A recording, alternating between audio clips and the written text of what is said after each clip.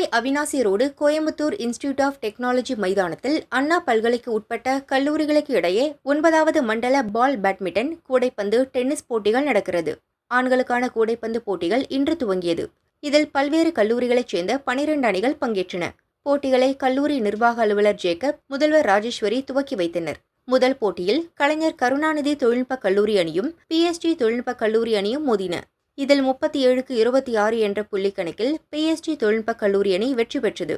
தொடர்ந்து ஆடிய ஆட்டத்தில் டாக்டர் NGB கல்லூரி அணி 29க்கு 18 என்ற புள்ளி கணக்கில் பார்க் கல்லூரி அணியை வென்றது. ஸ்ரீ சக்தி இன்ஜினியரிங் மற்றும் தொழில்நுட்ப கல்லூரி அணி 40க்கு 20 என்ற புள்ளி கணக்கில் ஜான்சன் தொழில்நுட்ப கல்லூரி அணியை வென்றது. PSG தொழில்நுட்ப கல்லூரி அணி 29க்கு 3 என்ற புள்ளி கணக்கில் தமிழ்நாடு இன்ஜினியரிங் கல்லூரி அணியை வென்றது. பால் பேட்மிண்டன் மற்றும் டென்னிஸ் போட்டிகள் நாளை நடக்கிறது.